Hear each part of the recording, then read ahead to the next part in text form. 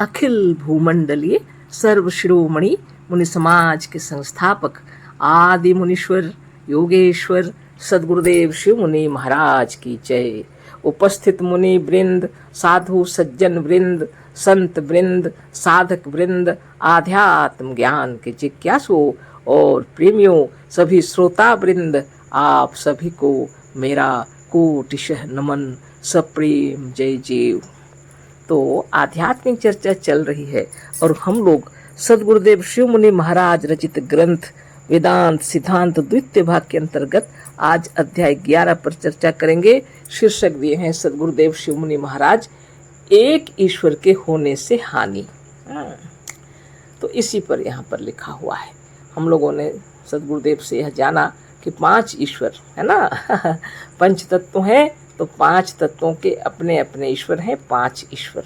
अब यहाँ बता रहे हैं गुरुदेव कि एक ईश्वर के होने से हानि। तो अब इसी पर चर्चा होगी। 2 वस्तुएं हैं, एक द्वैत दूसरा अद्वैत।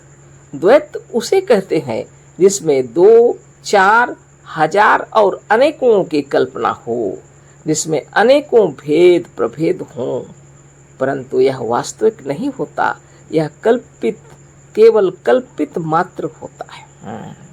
सद्गुरुदेव कह रहे हैं 2 वस्तुएं हैं, एक द्वैत है और दूसरा अद्वैत। द्वैत उसे कहते हैं जिसमें 2 हो, 4 हो या हजार हो या अनेकों की कल्पना हो, जिसमें अनेक भेद और प्रभेद भी हों, लेकिन क्या कह रहे हैं, ये सभी वास्तविक नहीं होते, केवल कल्पित मात्र होते हैं, है ना।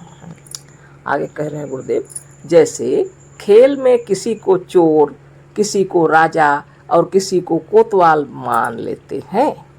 जैसे खेल हो रहा है तो बच्चे लोग किसी को चोर बना दिए हैं, किसी को राजा बना दिए हैं, किसी को कोतवाल बना दिए हैं, तो खेल हो रहा है ना। लेकिन वास्तव में सभी लड़के हैं, कोई चोर, साहू और कोतवाल नहीं। तो सच्चाई यह है कि सभी बच्चे हैं, लड़के हैं सभी। वो लोग कोई चोर, कोतवाल या साहू ये सब नहीं है, लेकिन खेल के लिए वहाँ नाटक हो रहा है ना। परंतु खेल में यदि इस बात को माने कि कोई चोर, साहू और कोतवाल नहीं, तो खेल बिगड़ जाता है। तो खेल में तो उसको वह पाठ करना ही पड़ेगा, जो कोतवाल बना है कि कोई साहू चोर बना है, इसको अपना काम करना है ना। अगर खेल में वो सोचे यह कुछ नहीं है तो खेल बिगड़ जाएगा, है ना। सद्गुरुदेव शिव मुनि महाराज की जय।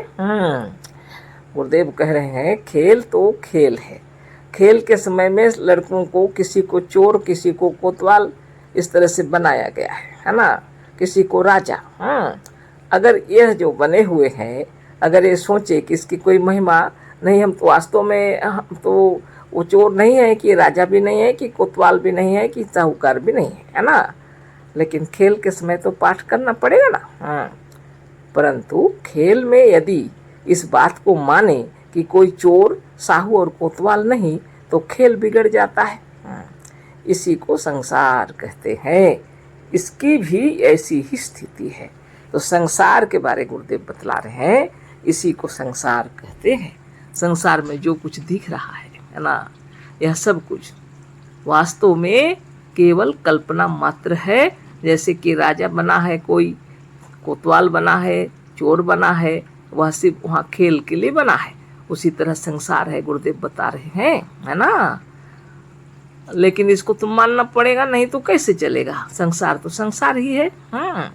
इसी को सद्गुरु बता रहे हैं। जिस तरह से खेल में अगर वह उसको नहीं मानेंगे तो खेल में कोई खेल हो ही नहीं सकता, है ना। इसी को संसार कहते हैं। इसकी भी ऐसी ही स्थिति है। इसी का नाम द्वैत भाव सिद्ध होता है। यह संसार देखने में जो दिख रहा है अपनी आत्मा के साथ में, वह द्वैत भाव इसी से सिद्ध होता है। अद्वैत कहते हैं ब्रह्म को, जिसमें किसी प्रकार की कल्पना नहीं। सद्गुरुदेव शिव मुनि महाराज की जय। अद्वैत कहते हैं किसको? ब्रह्म को कहते हैं, जिसमें किसी प्रकार की कल्पना नहीं है। इसी का नाम है प्रलय। इसी का नाम है प्रलय, है ना। ब्रह्म को कहते हैं अद्वैत, है ना। इसमें किसी प्रकार की कल्पना नहीं है, उसी को कहते हैं प्रलय, है ना। प्रत्यक्ष ही देखिए, यदि आप थोड़ी देर के लिए अपनी सब कल्पनाओं को दूर करके निर्विकल्प अवस्था में स्थित हो जाइए, तो यह सारी सृष्टि, यह सारा संसार गायब हो जाएगा। केवल एक आप ही अद्वैत रूप में रह जाएंगे। उस समय आप देखेंगे कि हम साक्षात पर ब्रह्म हैं, क्योंकि आप वास्तव में अद्वैत ब्रह्म हैं। यह जीव पदवी आपको द्वैत में पड़ने से मिली है, परंतु यह द्वैत ही संसार का कारण है ना। अभी आप जीव बने हैं, गुरुदेव कह रहे हैं संसार में रहते हैं तो पदवी मिली है जीव की, लेकिन आप जब इस सारे संसार को अपने मन मस्तिष्क से हटा दे, कल्पनाओं से हटा दे, आप निर्विकल्प रूप में रह जाए बिल्कुल, है ना। गुरुदेव क्या कह रहे हैं, प्रत्यक्ष ही देखिए, यदि आप थोड़ी देर के लिए अपनी सब कल्पनाओं को दूर करके निर्विकल्प अवस्था में स्थित हो जाइए, तो यह सारी सृष्टि, यह सारा संसार गायब हो जाएगा। केवल एक आप ही अद्वैत रूप में रह जाएंगे, है ना। उस समय आप देखेंगे कि हम साक्षात पर ब्रह्म हैं। इसको कहते हैं निर्विकल्प समाधि, है ना। योगी लोग जब समाधि लगाते हैं तो इसको निर्विकल्प समाधि कहते हैं, है ना। उस अवस्था में जब आप पहुंच जाएंगे तो स्वयं को जान लेते हैं सिर्फ आप ही हैं और सब आपकी कल्पना है ना। आप कल्पना करने वाले हैं, है ना, और आप स्वयं पर ब्रह्म है, यह आप जान जाते हैं। इसी को गुरुदेव बतला रहे हैं, क्योंकि आप वास्तव में अद्वैत ब्रह्म है। यह जीव पदवी आपको द्वैत में पड़ने से मिली है, परंतु यह द्वैत ही संसार का कारण है ना। संसार का कारण ही है, आपने निर्माण किया हुआ है ना। अब आगे पढ़ते हैं। अब देखिए, यदि एक ही ईश्वर हो, सब परमाणुओं में एक अद्वैत भाव उत्पन्न हो, तो सारे संसार का प्रलय हो जाए। ये तो पहले भी समझा दिए हैं गुरुदेव, फिर भी यहाँ फिर लिख के बता रहे हैं। अब देखिए, बोलते हैं एक ही ईश्वर अगर हो, सब परमाणुओं में एक अद्वैत भाव का हो, एक ही ईश्वर हो, और अब क्या करेंगे, तो सब प्रलय हो जाएगा, गुरुदेव कह रहे हैं। अब देखिए, यदि एक ही ईश्वर हो, सब परमाणुओं में एक अद्वैत भाव उत्पन्न हो, तो सारे संसार का प्रलय हो जाए। एक ईश्वर के होने से यही हानि है। तो एक ईश्वर के होने से हानि शीर्षक दिए हैं, उसको प्रमाणित कर रहे हैं गुरुदेव कि एक ईश्वर के होने से यही हानि है, क्योंकि सब प्रलय हो जाएगा। जहाँ द्वैत है वहाँ दो है, चार है, हजार है, कि अनेकों हैं, कि कल्पना बहुत ज़्यादा भेद प्रभेद है, वह संसार है, द्वैत में है। और सबको अगर विलीन कर दिए, मस्तिष्क के हटा दिए, अद्वैत रूप हो गए, आप पर ब्रह्म परमात्मा है, स्वयं साक्षात अकेला, है ना। तो यही बता रहे हैं गुरुदेव, है ना। सारे संसार का प्रलय कब हो जाएगा, जब आप एक ही ईश्वर को मान रहे हैं। तो एक ही ईश्वर को मान रहे हैं और अद्वैत भाव से, तो सब प्रलय हो जाएगा। एक ईश्वर के होने से यही हानि है, क्योंकि जब एक ही ईश्वर सबका नियंता हो जाएगा, जब एक ही ईश्वर सब में व्यापक हो जाएगा, तो हर एक जाति के परमाणु एक दूसरे से मिलने लगेंगे और सृष्टि का प्रलय हो जाएगा। तो एक ही ईश्वर यदि व्यापक हो जाएगा, तो हर जाति, हर परमाणु एक दूसरे से मिलने लगेंगे, तो सृष्टि का प्रलय हो जाएगा।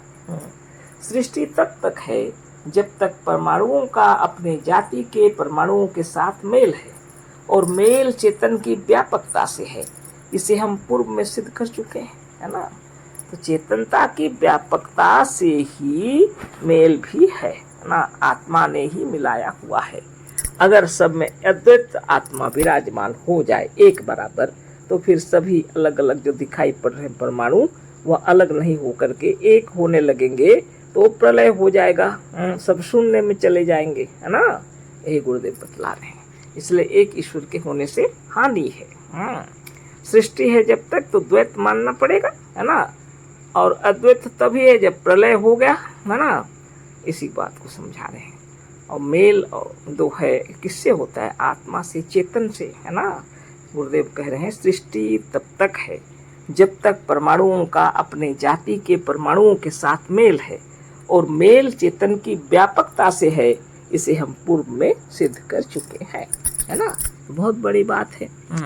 हम लोगों ने इन बातों को जान लिया है कि पर ब्रह्म परमात्मा आत्मा ही है, लेकिन जब इसमें जीव भाव आया हुआ है तो संसार विचरण कर रहे हैं हम लोग। सारा विश्व ब्रह्मांड सब चेतन दिखाई पड़ रहा है अपने लिए। चेतन मतलब हम लोग हैं कह करके इस जगत में रह रहे हैं, है ना। अगर हम ही लोग ना रहें तो यह संसार दिखाई ही नहीं पड़ेगा, है ना।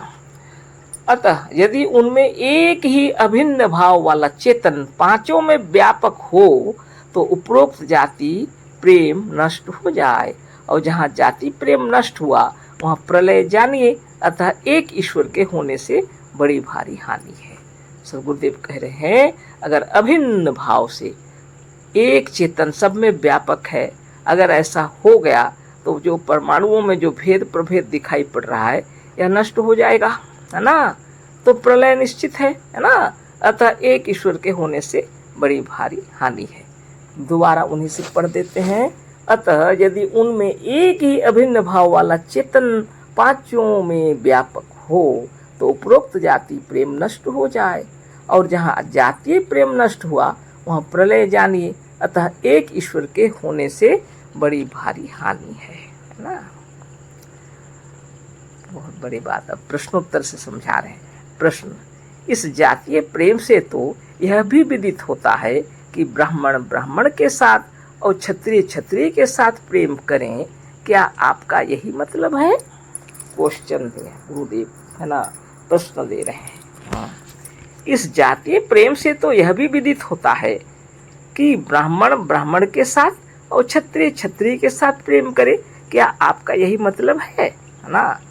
प्रश्न में उत्तर दे रहे हैं, हमारे कहने का मतलब यह नहीं है। हम इस प्रकार के जाति भेद को जाति भेद नहीं मानते, है ना। सदगुरुदेव कह रहे हैं, प्रश्न का उत्तर दे रहे हैं, हमारे कहने का मतलब यह नहीं है कि कोई ब्राह्मण ब्राह्मण के साथ क्षत्रिय क्षत्रिय के साथ प्रेम करे, ऐसा नहीं है कह रहे हैं। हम इस प्रकार के जाति भेद को जाति भेद नहीं मानते। हमारी बनाई हुई पुस्तक है एक ठो, है ना, वर्ण भेद पर अद्भुत विचार, पर हमने कभी नहीं देखा है, कभी पढ़े भी नहीं है।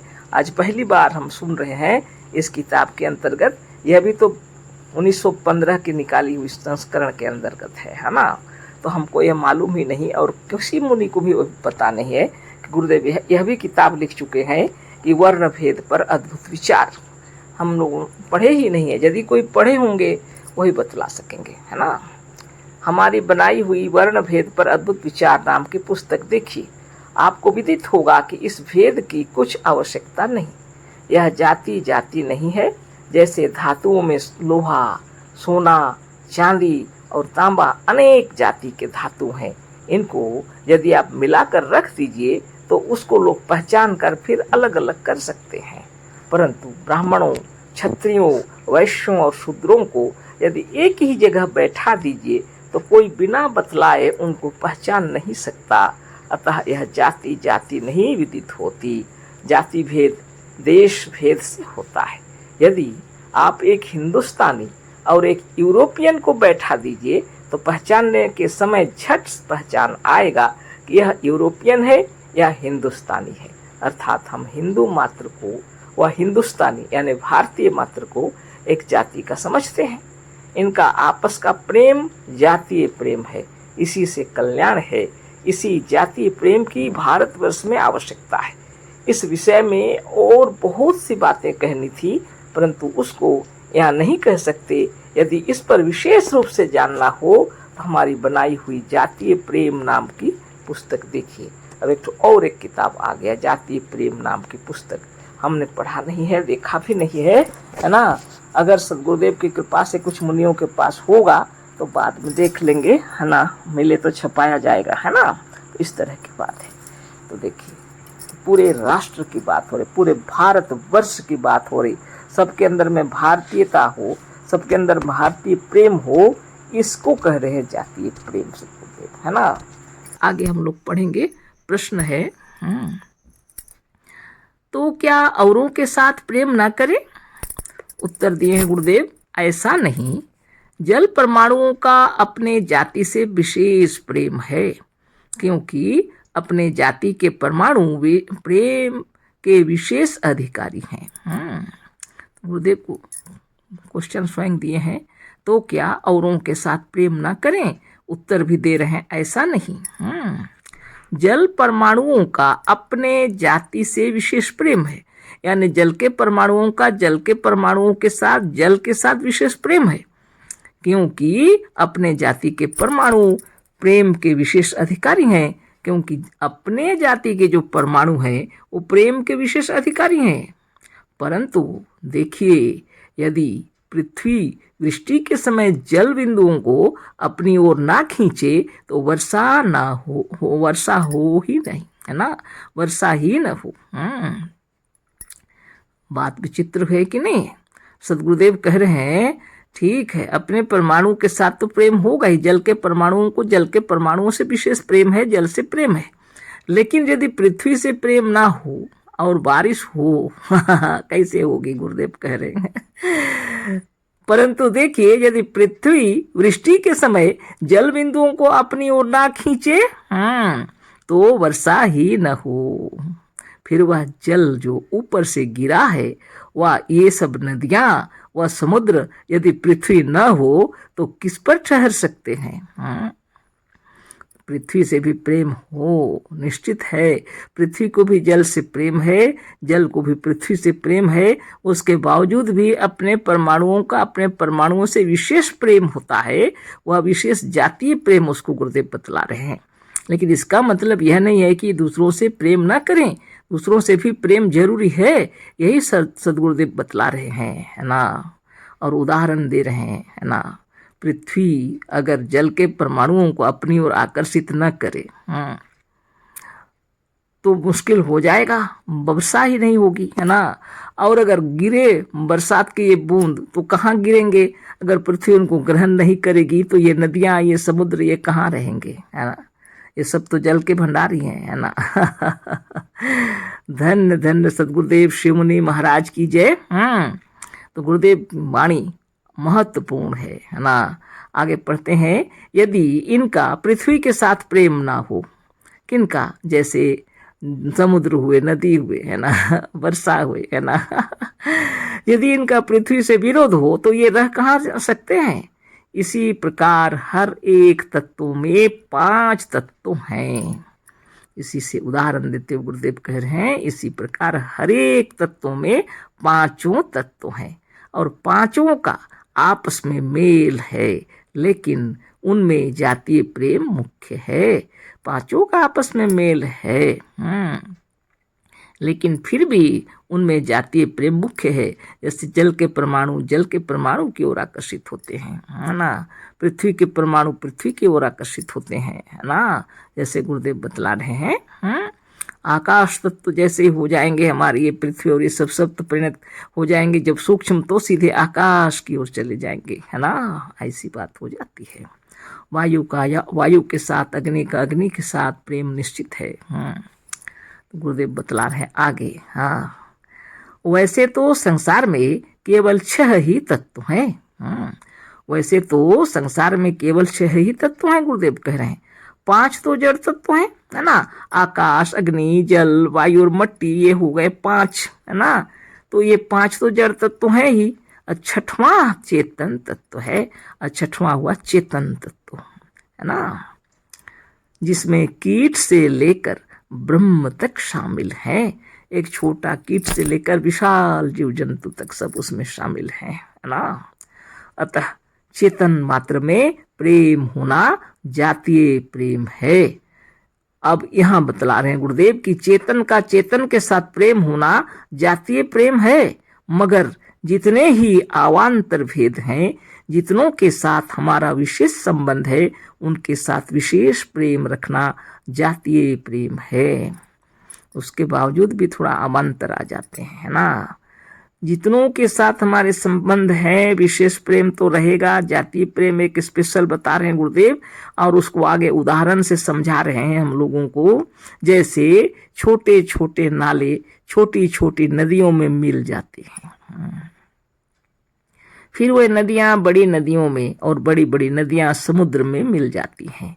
इसी प्रकार के प्रेम को जातीय प्रेम कहते हैं। यानी समुद्र का प्रेम पानी के साथ है।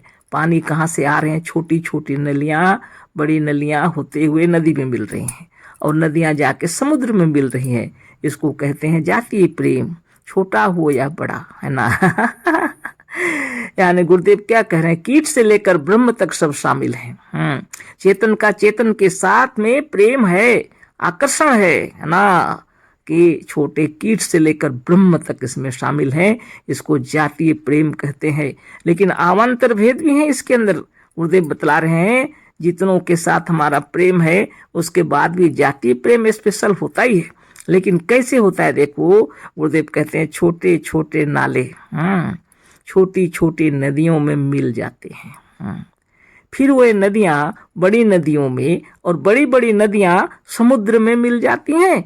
इसी प्रकार के प्रेम को जातीय प्रेम कहते हैं। इस वसूल को इस समय भारतवासी नहीं समझते। इस नियम को हमारे भारतवासी क्यों नहीं समझ रहे हैं? गुरुदेव सोच रहे हैं। आजकल भारतवासियों की यह गति है कि दूर देश से आए हुओं से अधिक प्रेम करते हैं, उनकी अधिक प्रतिष्ठा करते हैं, परंतु अपने पड़ोसी से लड़ते हैं। जिस समय गुरुदेव ये रचना लिख रहे थे उस समय हमारे भारत पाकिस्तान के अंदर में ऐसा कुछ था, है ना। बाहर के लोगों को इज्जत दे रहे हैं और अपने पड़ोसियों से लड़ रहे हैं। गुरुदेव कह रहे हैं ऐसा नहीं होना चाहिए। भारत को अपने भारतीयों से प्रेम होना चाहिए पहला, गुरुदेव का कहना है। फिर से उसको पढ़ देते हैं। इस उसूल को इस समय भारतवासी नहीं समझते। आजकल भारतवासियों की यह गति है कि दूर देश से आए हुओं से अधिक प्रेम करते हैं, उनकी अधिक प्रतिष्ठा करते हैं, परंतु अपने पड़ोसी से लड़ते हैं। उनकी प्रतिष्ठा उनके दृष्टि में कुछ नहीं। यही लक्षण सिद्ध करता है कि भारत में जातीय प्रेम नहीं। प्रथम भारतवासियों को चाहिए कि हम आपस में एक हो जाएं, उसके बाद हमें दूसरे देश वालों के साथ ही व्यवहार कर सकते हैं, साथ भी व्यवहार कर सकते हैं। यहाँ जात पात का कुछ भी नहीं है। गुरुदेव का कहना है पूरे भारत में जितने रहते हैं सबका आपस में प्रगाढ़ प्रेम पहला होना चाहिए। प्रथम तो भारतवासियों में आपस में गंभीर प्रेम होना चाहिए। गुरुदेव कह रहे हैं जब ये आपस में प्रेम भाव रहेगा ना, तब क्या होगा, तभी ये दूसरे देशों से भी प्रेम पूर्ण व्यवहार कर सकते हैं। पहला काम वही है। फिर से उन्हीं शब्दों को, प्रथम भारतवासियों को चाहिए कि हम आपस में एक हो जाएं, उसके बाद हमें दूसरे देश वालों के साथ भी व्यवहार कर सकते हैं। उसके बाद हम दूसरे देश वालों के साथ भी व्यवहार कर सकते हैं। तभी दूसरे देश वाले भी हमारी प्रतिष्ठा करेंगे, नहीं तो सब व्यर्थ है ना। हमारी अपनी प्रतिष्ठा की रक्षा करने के लिए हमें पूरे भारतवासियों को पहले अपने आप में प्रगाढ़ प्रेम के साथ एक संगठन मजबूत होना चाहिए, और तब जाके हम दूसरे देशवासियों के साथ प्रेम पूर्ण व्यवहार करेंगे तो लोग हमारी प्रतिष्ठा करेंगे। नहीं तो सब बेकार है बोल रहे हैं, नहीं तो सब व्यर्थ है। प्रेम तो मनुष्य मात्र से क्यों, चेतन मात्र से होना चाहिए। प्रेम सिर्फ मनुष्य ही क्यों, संपूर्ण चेतन मात्र से प्रेम होना चाहिए। गुरुदेव का कहना है ज्ञान किसी से द्वेष करने को नहीं कहता, ज्ञान किसी से भी द्वेष करने को नहीं कहता। देखिए पंच तत्व और चेतन आत्मा ये सब किस प्रकार आपस में मिले हैं, परंतु आपके देश के लोग आपके विशेष प्रेम के अधिकारी हैं। इस सूक्ष्म भाव पर जरा विचार कीजिए। यहाँ विस्तार भय से विशेष रूप में नहीं लिख सकते। गुरुदेव का कहना है देखिए पंच तत्व और चेतन आत्मा ये आपस में किस प्रकार मिले हुए हैं, सब आपस में किस प्रकार मिले हैं देखो कहते हैं ना। परंतु आपके देश के लोग आपके विशेष प्रेम के अधिकारी हैं। अपने देश के लोगों के साथ हमारा प्रेम होना अधिकार है, मतलब है ना। प्रत्येक भारतवासी को प्रत्येक भारतवासी से प्रेम होना चाहिए, ये हमारा अधिकार है, जन्म सिद्ध अधिकार, क्योंकि हम भारत के रहने वाले भारतवासी हैं। लेकिन इसी को नहीं समझने के कारण भेदभाव जो उत्पन्न हो गया है ना, जात धर्म ऐसो को लेकर के, यह गलत है। सदगुरुदेव का कहना है पूरे भारत के अंदर प्रेम होगा, अथाह प्रेम। हम भारतवासी हैं, बस इसको जानना चाहिए।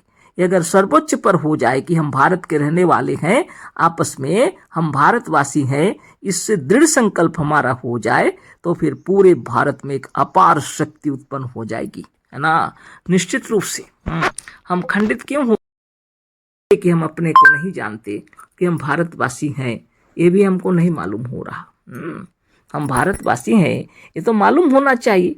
इसके अंदर में भी जात भेद जो चल रहा है ना भी बहुत तरह का, ये तो गड़बड़ हो रहा है। धर्म भेद बहुत गड़बड़ है ना।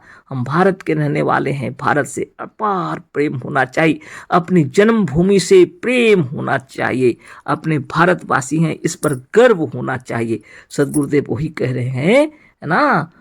परंतु आपके देश के लोग आपके विशेष प्रेम के अधिकारी हैं ना। इस सूक्ष्म भाव पर जरा विचार कीजिए। यहाँ विस्तार भय से विशेष रूप में नहीं लिख सकते।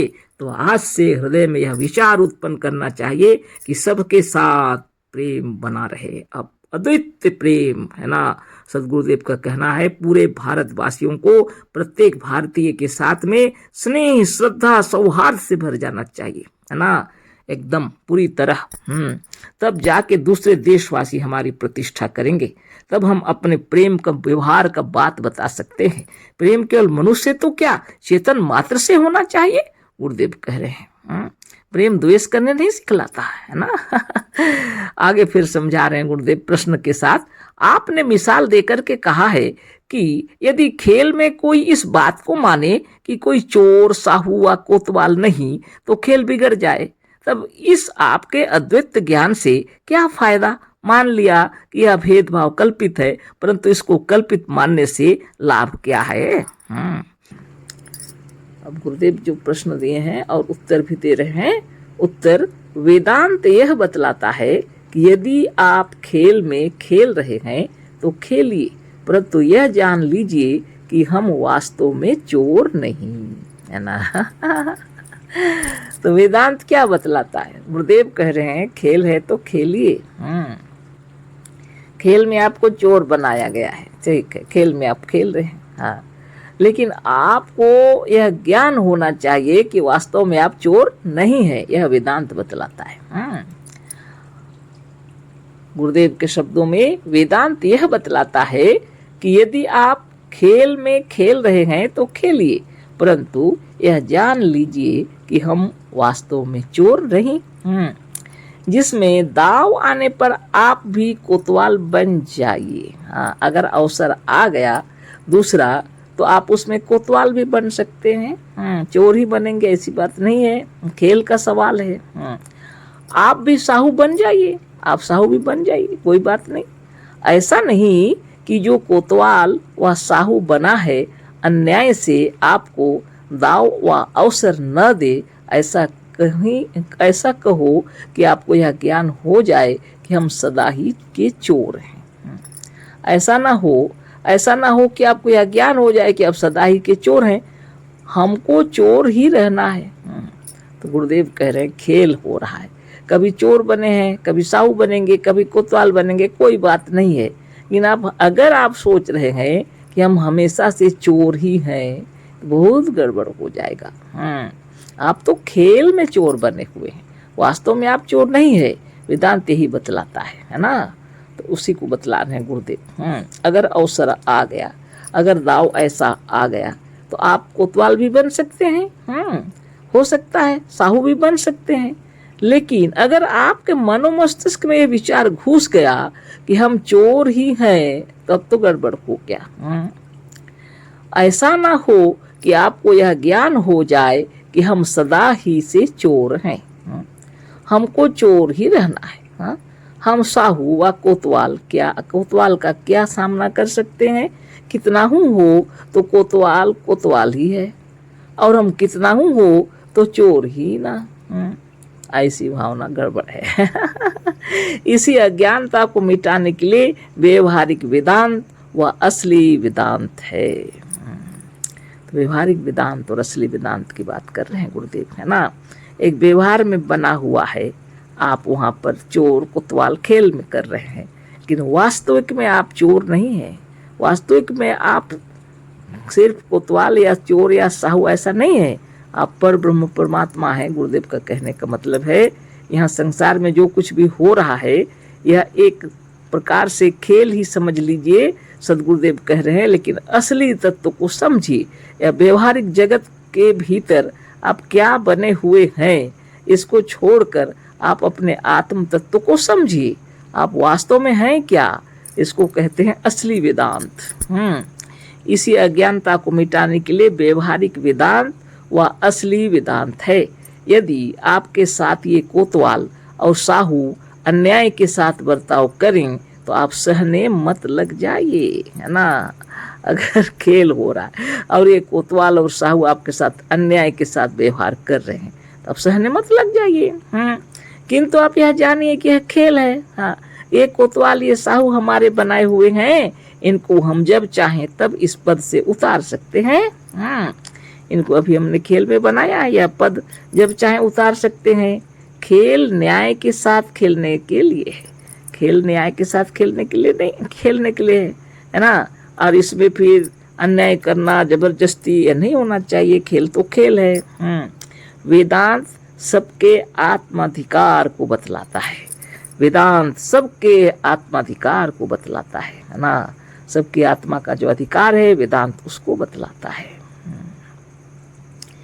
सभी स्वाधीन हैं, सभी स्वतंत्र हैं, है ना। सभी पर ब्रह्म परमात्मा है, सभी सृष्टिकर्ता हैं।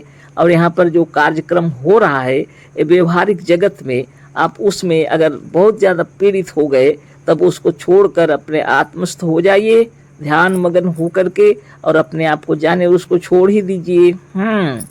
वेदांत बतलाता है कि आपका वास्तविक स्वत्व क्या है। वेदांत बतलाता है कि आपका वास्तविक स्वत्व अपना आप तत्व से आप कौन है। आप अपने वास्तविक रूप को जानकर जो चाहिए सो खेलिए। आप यदि अपने आप को वास्तविक रूप से जानते हैं तो खेल में आप जो भी बने हैं खेलिए। तभी आपका खेल आदर्श खेल होगा, तभी आपका खेल आदर्श खेल होगा। तभी आप खेल का मजा उठाइएगा, तभी खेल में आनंद है। ऐसा ना हो कि चोर बने तो अपने को चोर ही मान बैठे। यह जान लें कि हम सदा ही के चोर हैं। ऐसा खेल खेल नहीं है ना। खेल में चोर बने हैं, वो आप उसमें निभाइए। इसका मतलब ये नहीं कि आप खुद को ऐसा ही समझ लीजिए कि हम तो हमेशा से चोर हैं। आप खुद को चोर समझना गलत होगा, बहुत गलत, है ना। ऐसा खेल बंधन है। भारतवासी तो इस संसार में खेल रूप में नहीं है। भारतवासी इस संसार में खेल रूप में नहीं है, किंतु बंधन रूप में है। भारतवासियों के लिए यह खेल खेल रूप में नहीं है, किंतु दुख और बंधन है। क्योंकि यहाँ व्यवहारिक वेदांत असली वेदांत का प्रचार नहीं है। क्योंकि यहाँ व्यवहारिक वेदांत और असली वेदांत का प्रचार नहीं है। वेदांतियों के लिए यह संसार उनका बनाया हुआ एक खेल है। वेदांतियों के लिए संसार उनका बनाया हुआ एक खेल है। परंतु जो व्यवहारिक वेदांत से अनभिज्ञ हैं उनके लिए यह दुख है। लेकिन जो व्यवहारिक वेदांत से अनभिज्ञ है, जानते नहीं है, जो व्यवहारिक ज्ञान, व्यवहारिक विज्ञान या व्यवहारिक वेदांत, उनके लिए यह संसार दुखमय है। भारतवासियों, इस मिसाल को एक बार विचार करो, है ना। एक बार अपनो विचारो, अपने अधिकार का चिंतन करो, अपने बंधन को तोड़ो, अपने स्वरूप में जागो, है ना। गुरुदेव कह रहे हैं। बहुत सुंदर बात। व्यवहारिक जगत के हिसाब से आप देखिए, तो जितने प्रकार से कार्यक्रम हो रहे हैं संसार में, लेकिन अष्टांग योग की व्याख्या गुरुदेव क्यों किए हैं, ताकि हमको समझ में आ जाए कि हम लोग जहाँ कुछ व्यवहार में कर रहे हैं वहाँ क्या क्या गलतियाँ हुई हैं, उनको सही दिशा की ओर ले चलना है हमको, है ना। आपको सभी को, है ना। तो अहिंसा, सत्य, अस्तेय, ब्रह्मचर्य, अपरिग्रह। अब देख रहे हैं कि यहाँ हिंसा हो रहा है, पीड़ा पहुँचाया जा रहा है, किसी को ज़्यादा तकलीफ दी जा रही है, वह खेल नहीं है, है ना। अन्याय है, अत्याचार है, उसको हटा देना चाहिए, है ना। और समझ लेना चाहिए कि अन्याय हो रहा है, अत्याचार हो रहा है। चोर चोर है समझ रहा है अपने को, कोतवाल अपने को समझ, ये तो गलत बात हो रहा है। सदगुरुदेव का कहने का मतलब है खेल है तो खेल का हिसाब से। तो भारतवासी इस बात को नहीं समझ रहे हैं, है ना। यहाँ पर जात भेद, धर्म भेद, दुनिया भर बनाया हुआ है और भेदभाव, अन्याय, अत्याचार ये सब हो रहा है। ये नहीं होना चाहिए वास्तव में। व्यवहारिक विज्ञान को जो है वह व्यवहारिक ज्ञान जो है उससे आगे वेदांतियों को स्व का ख्याल रहना चाहिए कि वास्तव में वो हैं क्या। अपने आप को भूल चुके हैं, है ना। सदगुरुदेव इसीलिए प्रश्नोत्तर के माध्यम से हम लोग को समझा रहे हैं कि संसार जगत में रहते हुए भी, खेल रहे हुए भी आप चोर का पाठ किए हैं, लेकिन आप खुद को चोर मत समझिए। आप चोर नहीं है, है ना। इसीलिए गुरुदेव कह रहे हैं यहाँ संसार में जब आए हैं तो माता पिता, भाई बहन, गुरुजन, अड़ोसी पड़ोसी, मित्र बंधु बांधव सखा, सारा संसार विस्तार से आपको मिलेगा यहाँ पर, है ना। यहाँ सुख शांति से अगर रहना है तो योग करना जरूरी है। अष्टांग योग का पालन करना पड़ेगा। यम नियम, आसन, प्राणायाम, प्रत्याहार, धारणा, ध्यान और समाधि, अष्टांग योग की व्याख्या करके गुरुदेव बतलाए हैं और इसको समझना पड़ेगा आपको, है ना। नित्य योगाभ्यास करते हैं किस लिए करते हैं? ताकि हम कार्य क्षेत्र में भी उसका पालन कर सके, बल बढ़े हमारे शरीर का, आत्मबल, मनोबल, ज्ञान बल, योग बल बढ़े, जिससे हम यम का पालन कर सके। यम के अंतर्गत में आते हैं अहिंसा, सत्य, अस्ति, ब्रह्मचर्य, अपरिग्रह। अगर हम योग साधन करते हैं और यम का पालन ही ना करें, ईर्षा, द्वेष, छल, प्रपंच, कपट यही सब को अपनाते रहेंगे तो हम योगी नहीं है वास्तव में, ना। दूसरों को ठगते रहेंगे, परेशान करते रहेंगे तो योग सिद्ध नहीं होगा, है ना। अहिंसा सबसे पहले, ईर्षा, द्वेष, छल, प्रपंच से दूर, अपने आप में आत्मस्थ रहना चाहिए, है ना। स्वयं में तलीन हो करके, है ना। और जगत में व्यवहार में उसको लाना है। कोई आपको गाली दे रहे हैं, कोई आपको बुरी बात बता रहे हैं, आपको गलत बता रहे हैं और आप भी उसी तरह आग बबूला हो गए तो आप योगी नहीं है। कोई आपको बहुत तरह से गाली दे रहे हैं, तरह तरह की बात कर रहे हैं, लेकिन आप स्वरूपस्थ हैं। आप सोच रहे हैं निरंजनो हम जगदीश्वरो हम। तो ये जो बोल रहे हो बेकार की बात है ना। जो आपको गाली दे रहे हैं, मूर्ख है, नादान है समझ के आप अपने आप में मस्त रहिए और उससे तर्क वितर्क न करके, युद्ध न करके आप शांति से रहिए। आपको जो पीड़ा पहुंचा रहा है, आपको कष्ट दे रहा है, मानसिक द्वेष दे रहा है, तो आप उस द्वेष से हट जाइए। आप अगर शारीरिक पीड़ा पहुंचा रहा है, आपको ऐसा पहुंचा ही न सके, ऐसे खुद को बनाना पड़ेगा ना। तो योग साधन क्यों कर रहे हैं? अष्टांग योग की व्याख्या कर करके गुरुदेव क्यों बतलाए हैं कि अहिंसा, सत्य, अस्तेय, ब्रह्मचर्य, अपरिग्रह का पालन करना है। संसार क्षेत्र में उतरे हुए हैं आप, नित्य योग साधन कर रहे हैं, आप अपने स्वरूपस्थ हो रहे हैं, आप खुद को जान रहे हैं, और जब प्रैक्टिकल का सामने आया तो आप उसी में हार गए तो क्या फायदा। इसी को गुरुदेव बतला रहे हैं यहाँ प्रश्नोत्तर के माध्यम से। खेल में आप चोर बने हुए, आप खेलिए, कोई बात नहीं है, लेकिन आप ये मत सोचिए कि आप चोर ही थे, चोर ही हैं, हमेशा से चोर ही रहेंगे, कितना हो तो आप चोर ही रहेंगे। ये गलत बात है ना।